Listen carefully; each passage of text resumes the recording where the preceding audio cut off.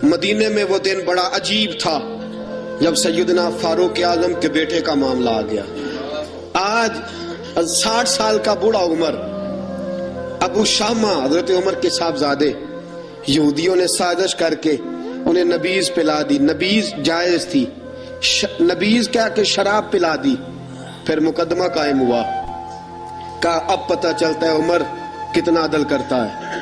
سیدنا فاروق اعظم کے پاس گواہ آئے، صاحبزادہ اندر کھانا کھا رہا تھا، فاروق اعظم نے گریبان سے پکڑا، کھینچ کے لائے، فرمایا ابو شامہ چل، تو نے شراب پی ہے، تجھے کوڑے مارے جائیں گے، تیرے لیے 100 یا 80 کوڑوں کی سزا تیاری کر لے۔ ابو شامہ کہتے ہیں کہ ابا جی انہوں نے نبیذ کہی تھی، شراب پلا دی۔ فرمایا تو نے پی کیوں؟ تو نے پی کیوں؟ بڑے بزم میں بارشین مسجد نبوی کا فاروق اعظم، اولاد تو بزدل کر دیتی ہے نا بندے کو، اولاد تو کمزور کر دیتی ہے۔ آج مدینے نے عجیب ماجرا دیکھا، حضرت فاروق اعظم کی زوجہ روتی ہوئی آئی، کہنے لگی حضرت جی میرا لخت جگر ہے، ایک کوڑے کے بدلے پیدل حج کروں گی، ایک کوڑے کے بدلے صدقہ اور خیرات کروں گی، میرا بیٹا غلطی کر بیٹھا ہے، یہ کام نہ کرے۔ آپ نے فرمایا تو مجھے کہتی ہے میں یہ کام نہ کروں؟ تیرے حج اور تیرے کوڑے کیا کرتے، تیرے حج اور صدقے کیا کرتے ہیں؟ کوڑے لگانا میرے مصطفیٰ کی شریعت کا قانون ہے۔ تو بیٹے کی بات کرتی ہے، عمر کا اپنا معاملہ بھی ہوتا تو عمر یہی سلوک کرتا۔ لوگوں نے کہا حضرت جی آپ تھوڑی دیر، ابھی ان کی والدہ پریشان ہے، گھر میں پریشانی ہے، ذرا ٹھہر جائیں، کل پرسوں ترسوں سزا دے لیجئے گا۔ فرمایا تمہیں یاد نہیں جب مدینے کی ایک بی بی نے چوری کر لی تھی اور میرے مصطفیٰ کی بارگاہ میں کہا گیا تھا حضور ذرا ٹھہر جائیں، سزا نہ دیں، تو حضور نے فرمایا تھا اگر فاطمہ بھی چوری کرتی تو ہاتھ کاٹ دیتا۔ تمہیں یاد نہیں مدر مصطفیٰ کے ٹکڑے کھانے والا ہوں، میں کیوں دیر کروں؟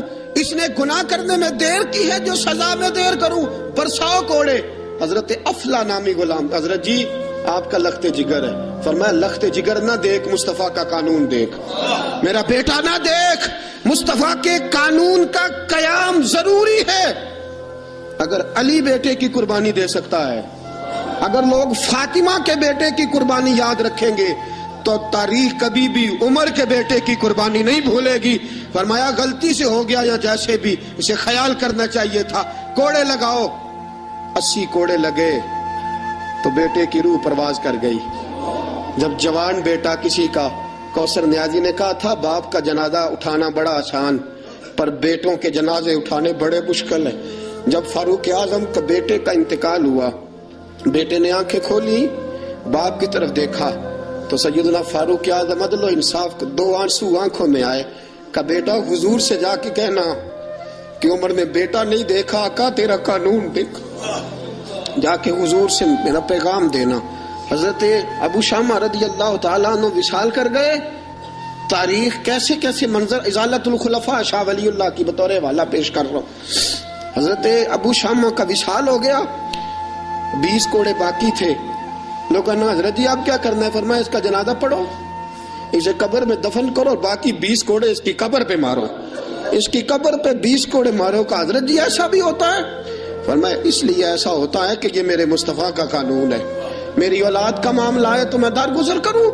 فرمایا مارو کوڑے۔ حضرت سیدنا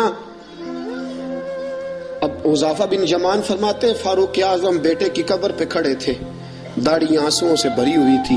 میں دوڑا ہوا آیا، میں نے کہا عمر نہ رو، آج خواب رات تیرے بیٹے کا جنازہ تھا، جنازہ پڑھ کے سویا ہوں تو خواب میں مجھے رسول پاک کی زیارت نصیب ہوئی ہے۔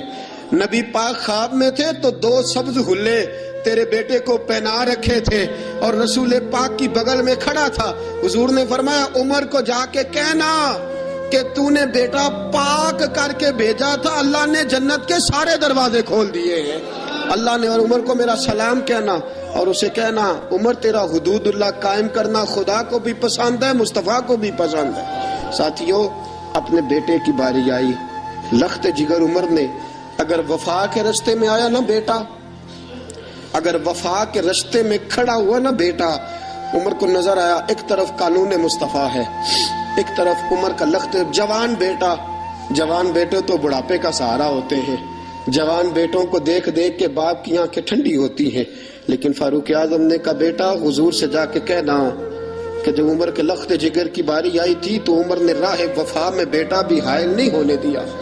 عمر وفادار نکلا, عمر عدل والا نکلا, عمر نے عدل کے رستے میں بیٹا بھی قربان کیا, اور پھر اس کا فائدہ یہ ہوا کہ بیٹے کو نبی پاک کا سایہ بھی نصیب ہوا. ساتھیوں, عمر انتقال کر گئے. 26 ذی الحج کو زخم لگا.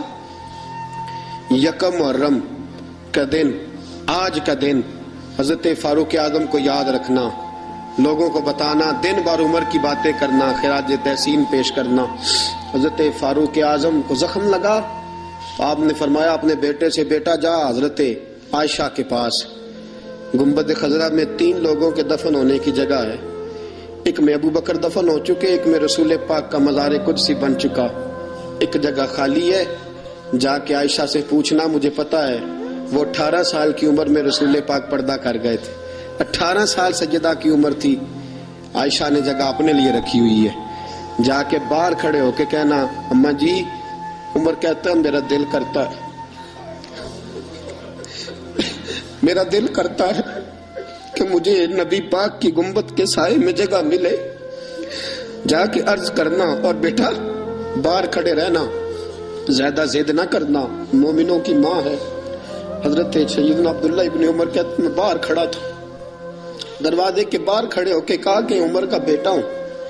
اماں جی, عمر فرماتے ہیں اجازت دو تو دل کرتا ہے نبی پاک کے ساتھ لیٹ جاؤں.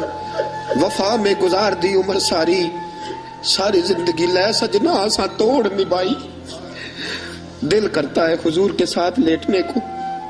تو حضرت عائشہ صدیقہ, حضرت عبداللہ ابن عمر فرماتے ہیں میں دروازے سے باہر کھڑا تھا لیکن عائشہ کے رونے کی آوازیں باہر تک آ رہی. حضرت عائشہ صدیقہ ہچکیاں لے کے روئی. سیدہ عائشہ نے فرمایا عمر سے جا کے کہنا, عمر کوئی قبر کی جگہ کسی کو نہیں دیتا, لیکن عمر تو نے وفا کی تاریخ بنائی ہے, عمر تو نے کمال کر دی ہے, عمر تو نے حد کر دی ہے. عمر کو جا کے کہنا کہ میں جنت البقیع میں دفن ہو جاؤں گی, جہاں میرا وقت آئے گا دفن ہو جاؤں گی, لیکن عمر تیری خدمات کہتی ہیں کہ تجھے نبی کے ساتھ دفن ہونا چاہیے. سیدنا عبداللہ ابن عمر فرماتے ہیں کہ جب دفن ہونے کے پانی پر سہیلیاں رنگا رنگ کڑے, پریا اس دا جانیے جس دا توڑ چڑھے. فرماتے ہیں آیا, عمر کو آ کے بتایا, پیشانی خون سے بھری ہوئی. عمر نے سجدے میں رکھ دی, رو کے کہا آج میری توڑ نبھ گئی ہے. حضرت فاروق اعظم مصطفیٰ کے ساتھ لیٹ گئے. میرے نبی نے فرمایا عمر میں تجھے اپنے پڑوس میں دفن کر رہا ہوں, تو نے اگر راہ وفا میں بیٹے تک قربان کر دیے ہیں نا تو قیامت تک جو مجھے سلام کرنے آئے گا تجھے بھی سلام کر کے جائے گا, تجھے بھی سلام کر کے جائے گا. ساتھیوں, عدل و انصاف قائم ہوتا ہے لیکن ذات سے شروع ہو کے اولاد تک قربان کرنی پڑتی ہے. یہ پیغام ہے جناب عمر فاروق کا, ہمیشہ مدحت خیر الانام میں گزرے. دعا ہے یہ عمر درود و سلام میں گزرے. وآخر دعوانا